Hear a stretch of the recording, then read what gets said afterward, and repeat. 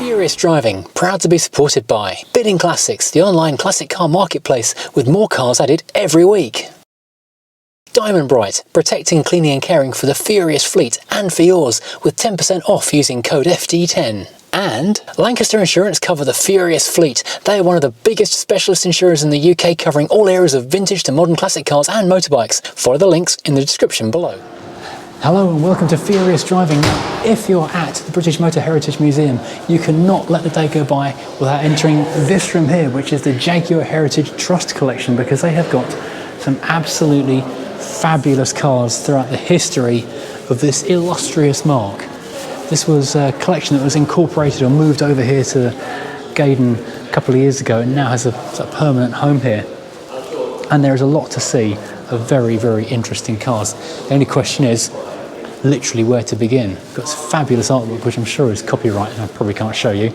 But we have got everything from engines to automobiles. Let's start here because we're stood next to this particular car. It's a 1935 SS Airline Saloon. Obviously they were called SS before Jaguar. Good point to start here because pre-war, SS had no terrible connotations. A couple of years later, things called SS weren't quite so popular. But this is a fabulous Art Deco styled, sleek as you like thing. One of my all-time favourite cars, as you know, is the Cord 810, and this is a very European, sleeker version of the Cord almost. Beautiful, beautiful car. Moving into the 1940s, the Mark IV, 1.5 litre. It's a bigger version of that car, but very much a clear development of lineage. The shapes and the styles, the way the windscreen wraps around the bonnet, the shape of the bonnet itself. We don't have those beautiful horizontal slats anymore, but we do now have the Leaper, the famous iconic Jaguar Leaper. Into the 50s with the Mark VII. This is a much, much bigger and obviously far more modern car of the 50s. One careful lady owner, in this case the Queen Mum. We have that famous plum purple colour that we find on so many of the Royal cars through over the years.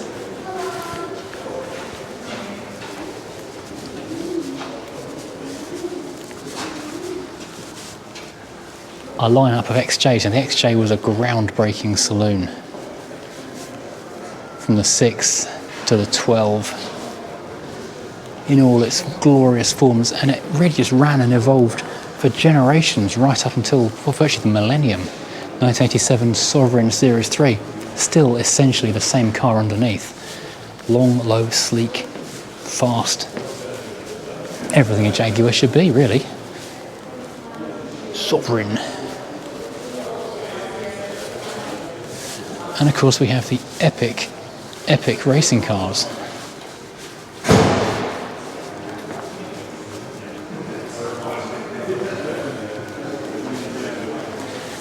This isn't a Jaguar, this is a Bedford. Not quite sure. Oh, but this is a Jaguar Works Racing Service Van recreation, I guess for Goodwood or something down the way. There we have the XJ6 from the 90s, and then from the noughties you can see this evolution is just carrying on that fluted bonnet, those quad headlights, that sleek grille. The style is the same all the way through.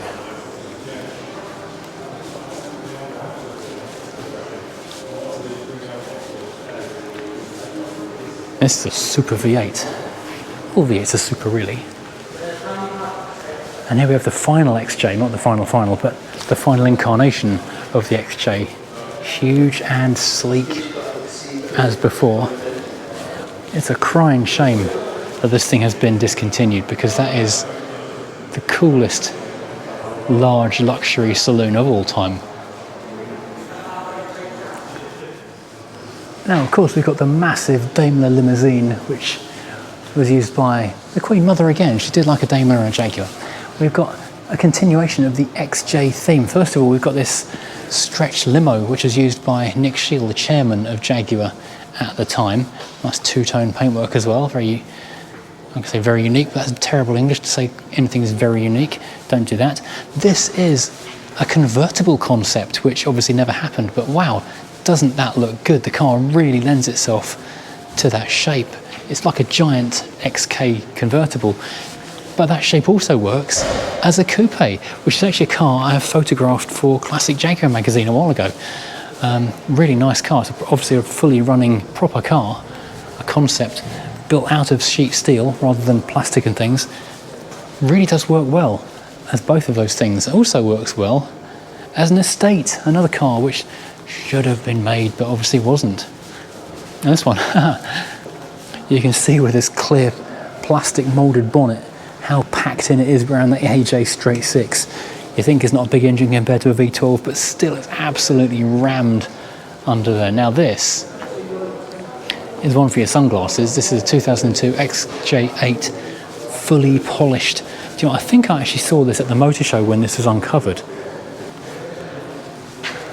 This version of the car was made out of aluminium. Obviously the plastic bumpers weren't, they just painted silver to match. But yeah, this was the thing at the show. They pulled the covers off the car on the show and everyone was wowed with it. I'm sure I was there when that happened. Now here we have the CXF concept car. This is really incredibly cool. This is what became the Jaguar XF not long after, and you can see how closely the production car followed the original ideas of the concept. Those sweeping, angry, feline cat-eye headlights, that mesh grille, the shape of the bonnet, the shape of the doors. Obviously this is a door handleless one because it's a concept car, but you can see it really is an XF waiting to happen. This is another interesting concept car. This is 2003 RD6, which you can see, very interesting.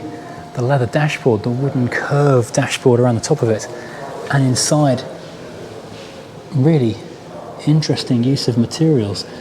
Early noughties when you had the see-through Max still around, so I guess I was jumping on that idea with the transparent screen on the dashboard. This is a development, I believe, of this 2001 R Coupe concept.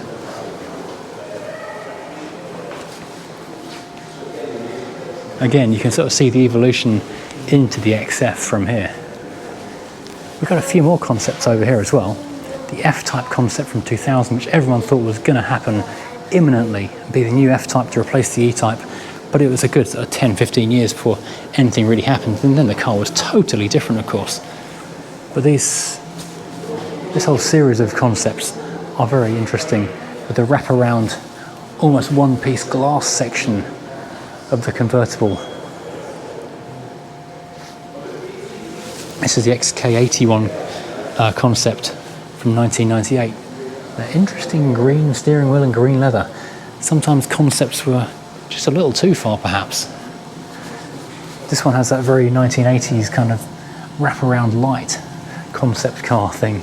Unusual wheels, lattice wheels. Almost a standard Jaguar interior though. But this, I think, is probably what you wanted to see. This car here, the XK220. Now this is the concept car with the V12 in it, the prototype of the fastest production car in the world as it was planned. Intended to have a 6.2 V12. Of course that never happened and people cancelled their orders in droves. But check out that amazing 1990s Alpine radio cassette. Beautiful leather. The dashboard with the modular chunks, which looks like it's out of something like a Maestro. These scissor doors on these pistons, which I have to say I've sat in this car and the hydraulics no longer work. It's actually quite claustrophobic because you know it takes two people to open those doors. But this thing is just incredible. It's a Le Mans car brought to life. Look at those wheels, it's so good. So I have sat in this car on a photo shoot and it is remarkable. What is really quite incredible when you close the doors is the way that all this door architecture just folds around you. The cockpit is as amazing as everything else in this car. So you've got all this dials and things in front of you, but when the door slams down next to you, you've got more on the door itself. It's not just a window switch, you've got oil and fuel gauge and that kind of stuff. Twin tanks, no less, and the clock.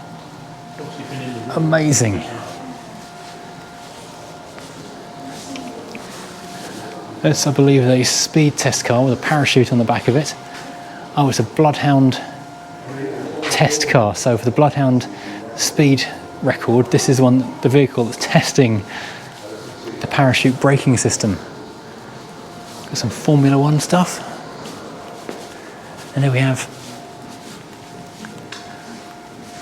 another cutaway to show you how, I think this would be an XF, is constructed.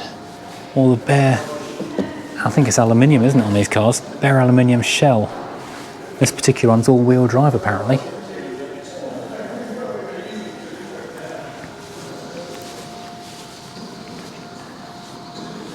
There you go, XF display vehicle, and painted on the other side. So, walk up from one side, you wouldn't know it was cutaway. Project 7, this is a very modern, limited edition F-Type high performance thing. A pre-production version of the limited edition F-Type 7. Crikey, Project 7. Oh, and this is the James Bond car. This is the vehicle that was built, I think it was a concept car, which then the last Bond film used as the bad guy's car, didn't they? The CX-75. If only they put this thing into production, because it is epically beautiful. And wouldn't you rather have that than a McLaren? A plug-in parallel hybrid hypercar. And if I remember rightly, one of these versions had like a turbine generator for producing electricity on the fly, so it's never needed to be plugged in. And this is some kind of SUV thing. Okay, so now we move into the middle of the room. We've got the older stuff, which is really very, very beautiful indeed. First of all, let's look at this XK120 two-seater. This is the 36th from last right-hand drive XK120 built. Now these are absolutely stunning cars, fastest cars in the world at one point.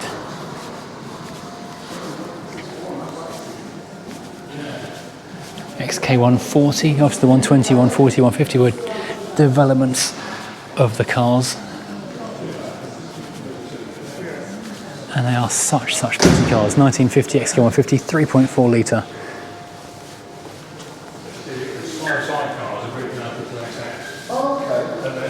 I'll just joink over here for a minute. This is super pretty. This is an SS from the 30s. This is a 1933 SS2. Really early car.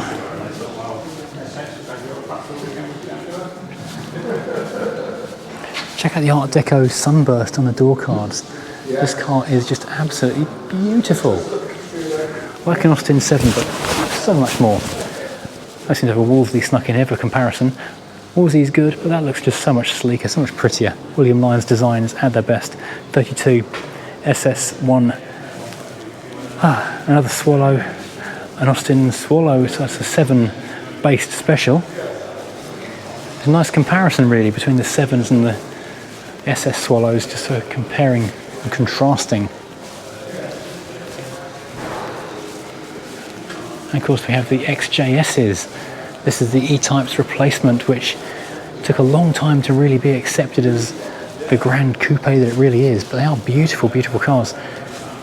And not a long way from where the E-Type final generation left off, where the engine power had grown and grown, but the car just needed to be bigger for a new generation, and this is what replaced it.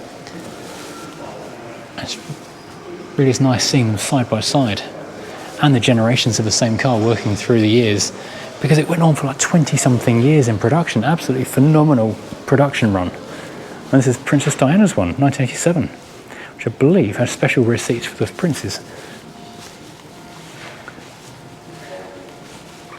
And this is a car which gets mixed reactions. The Daimler Dart, slightly unusual front end treatment. It's got that lovely Daimler V8, which is a beautiful, creamy little thing. This is the SP250 prototype. This is the oldest surviving SP250. Now, everyone's favourite, the Daimler 2.5 litre V8 saloon, or did I mean the Jaguar Mark II? Because basically it's the same body shell but differently engined, so you get a different driving experience from the 3.4 straight 6 to the V8. Look identical virtually, but quite different handling cars.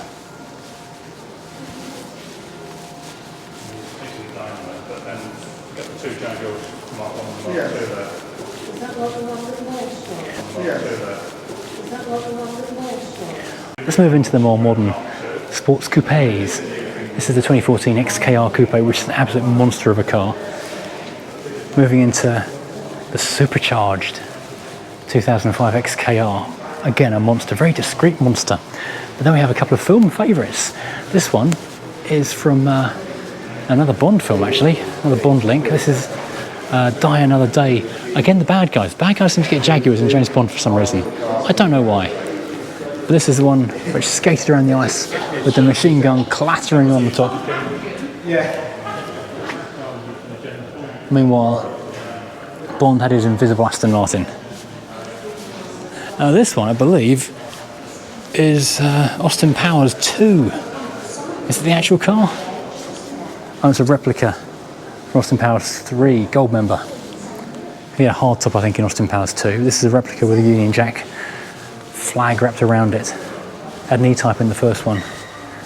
Not a huge room, but some interesting stuff packed in here. A supercharged V6 estate, a development with all-wheel drive. Why did they not build this? Because this would have been absolutely phenomenal.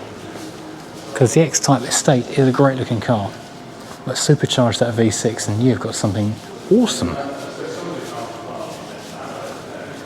This is the last ever production Jaguar S-Type. A car that came out virtually the same time as the Rover 75, but stayed on a bit longer because the parent company didn't dissolve in a mess.